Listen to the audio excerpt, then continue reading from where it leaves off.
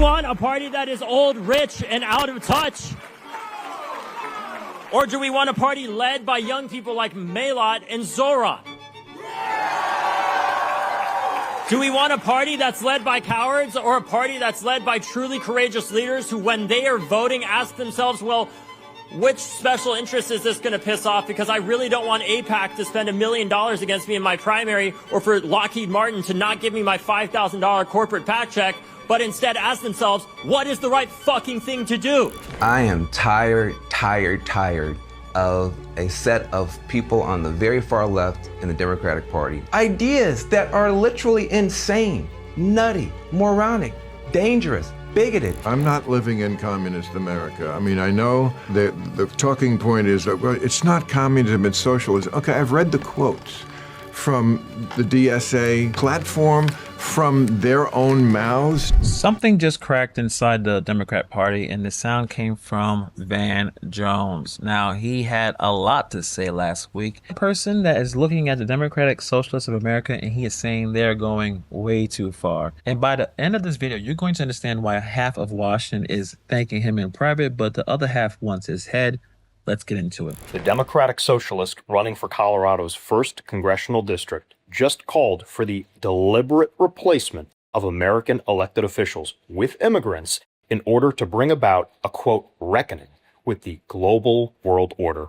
I think it's particularly important, not just for our community in Tigray, but communities of the global South, period, right? There's a certain reckoning that we are going to have with the global world order as it exists today, and the way that it fundamentally will have to shift going forward, right? The responsibility that we have as Americans, the recognition that is going to be required of us, of the exploitative and extractive nature that we play on the global scale and the global stage, is only going to be challenged if we are getting represented by people who understand that on a fundamental level, right? And that means getting more immigrants into office. That means getting more people who have heritage in the global South into office, because that's where those decisions are made specifically. He's talking about this Lisa Abelier Chevalier. He says she has attacked interracial relationships, which is true. She doesn't like race mixing. Formerly the position of the Ku Klux Klan, but now this is the far left. I believe it's still the position of the Ku Klux Klan. Yes, it is. Yes, you're right. But now it's apparently also the position of the far left. Okay, he says she's against that. She's against the American flag. He said, "Lady, I ain't in the same party as you." Lisa Avila Chevier, a communist, along with other Democratic Socialist candidates who got elected in New York last week. CNN uncovered posts from a deleted Twitter account that belonged to Avila Chevier showing positive references to communism, Marxist ideology, and communist figures between 2020 and 2022. She did not respond to CNN's request for comment, but following our story, she did an interview with MS Now where she said she was not a communist, she was a Democratic Socialist. This all comes after previous reporting on deleted posts advocating abolishing police, prisons, borders, seizing private property, and nationalizing major industries. So our reporting showed that her bio used to have the phrase "how communist of you" in it in 2020. So archived posts and reposts included a recommendation that Karl Marx's Capital was, quote, an essential must-read, and another that complained that public libraries did not have enough, quote, radical literature by Marxist authors like Lenin and others. So before we get into what Van Jones says, let's talk about what Bill Maher said. He's talking about a recent winner. She hails from the Harlem and the Bronx. And the crazy part is that she is against interracial relationships, against race mixing, while she lives in New York City, where there's 8 million people. And seeing an interracial couple isn't that rare, obviously. And now she shares a position of the Ku Klux Klan. Is that the position of the far left? I mean, that doesn't make any sense. We went from love is love to so-called progressives attacking people interracially dating. The horseshoe theory people are somewhere doing a victory lap right now. And he also talks about James Carville. Now, this is a longtime Democrat war room general saying that, listen, I'm not in the same party as you. She has attacked interracial relationships in the American flag. Lady, I ain't in the same party as you. I'm sorry. I just not. And I actually do think it's time for Democrats to talk the S word, schism. I really do.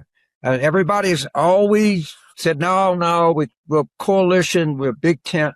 And there's just some that I can't be in the same camp with. And declare that the party is now under the control of the Democratic Socialists of New York City is insane. But and understand, these people do not like Democrats. Not only are they not Democrats, they wish Democrats poorly. A lot of the mainstream Democrats are pushing themselves away from the socialist element. I'm not living in communist America. I mean, I know the talking point is that, well, it's not communism, it's socialism. Okay, I've read the quotes from the DSA platform, from their own mouths. Don't tell me I'm not seeing what I am seeing. They say things like, takeover of key industries, government. That's communism. He believes the ideas from the Democratic Socialists of America are communist ideas, not socialism. He said he read the DSA platform himself from their own mouths, government takeover of key industries. In his words, don't tell me what I'm not seeing with what I am currently seeing. In the last video, I showed you some of what the co-chair of the DSA in New York had to say about many key issues. Check out the rest of what he said. You can tell why some of these mainstream Democrats are really nervous right now. Landlords in New York have been making a 12% return on their investment on average. How much should they make? What's fair for the landlord to make if you don't like 12? They're complaining that 12 is not enough. And we don't think that anyone should have a constitutional right to double-digit returns on their investment. That's why we've implemented... No one should have a right to a double-digit return on their investment. No one has a right. That's not... No, what are you talking no about? One's in... Your family came here from Peru, really in the middle of the heat of the Shining Path. They were Maoist, communist guerrillas in Peru. So why did your family come to America? The economic situation in South America and in Peru was in a really bad place. But I think that much of what we could say is responsible for that actually was the imposition of capitalism and American imperialism in many cases is actually what brings immigrants to the U.S. coming out of Latin America. And so they come here because they don't like the imposition of American imperialism in the country that they're in? Yes. If you're the bodega owner, how would you feel if the government opened a big grocery store right next to your bodega? If how would you feel? If one publicly owned grocery store that brings prices down in the neighborhood is enough to put someone out of business, then maybe they shouldn't have been in that business in the first place. Now, the thing is, the DSA members are doing well. They're winning elections across the country, not just in New York City. That's why you have Hakeem Jeffries trying to talk to Bernie Sanders, telling him to chill out, telling him to stop meddling in these primaries. And what did Bernie do? Probably said, go F yourself, went to Michigan and held a rally for a far left Senate candidate anyway. Why would Bernie Sanders have any loyalty to the Democrat Party? Remember when he was the nominee or presumptive nominee for presidency just 10 years ago? He got pushed out. So why would he care to support the mainstream Democrat Party right now? And obviously he's a socialist, so why the hell would he listen to Hakeem Jeffries? I've been waiting my whole life to see a youth movement do what it's doing, but it's being hijacked by people who are putting in nutty ideas supporting terrorists, nutty ideas saying that we don't need cops in prison. We can't deport anybody even if they rape somebody. Who said this? Chevalier. If we can't say right from wrong, if we can't say good from bad, if we can't separate progressive ideas from regressive ideas, we're going down the same pathway that has pulled the Republican Party into an unrecognizable shell of itself. And I refuse to let that happen to Democrats. And the other problem... I am a progressive Democrat. You want to talk about prison reform? I've done it as well as anybody, Republican Democrats in the South with Trump. I've done prison reform. I never said have no prisons. Where are you going to put the Klan? I've done police reform. I never said no police. Where are you going to put the pedophiles? Who's going to grab the pedophiles? This stuff is going too far. So Van Jones had that to say on social media.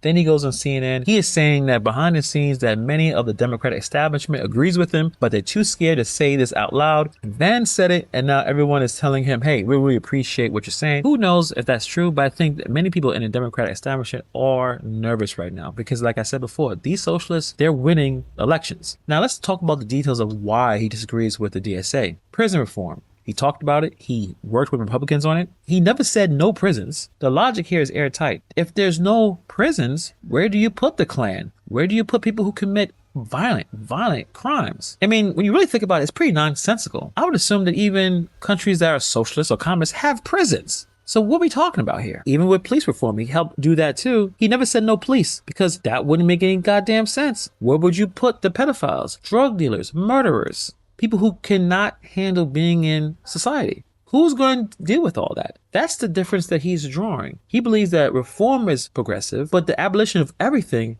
doesn't make a whole lot of sense. It's a clever bumper sticker if you consider that, but it doesn't make any real logical sense. He's saying that it's being hijacked by people injecting, quote, nutty ideas.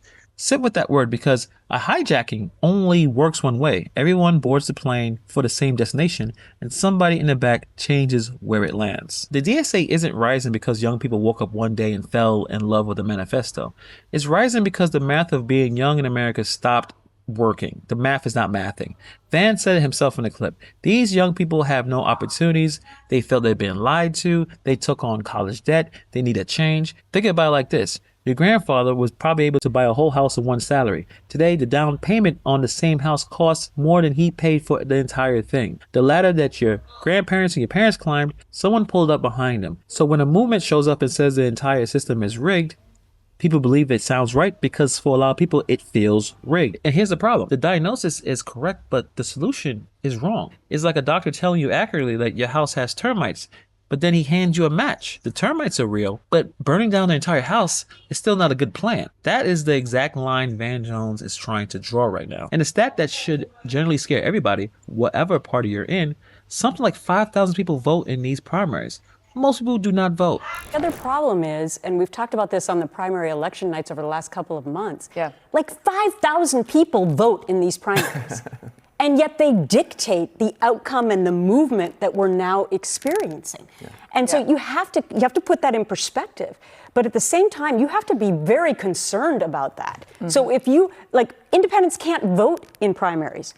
So in this case, it's up to Democrats to go out and get to the polls. The concept of an open primary would make a huge difference. If they agree with in the red and the blue, right? And if in both extremes. A congressional district holds around 700,000 people. That means a crowd that couldn't fill a high school gym is deciding who speaks for an entire city's worth of Americans. Your representative, chosen by a few people that attend a decent flea market. So the most motivated 5,000 people pick the nominee, and the 700,000 people just have to live with it. That's not a fringe problem.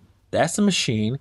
And the machine doesn't stay in just one state. So we'll see what's going on in these primaries. I mean, it's going to be a very interesting election season.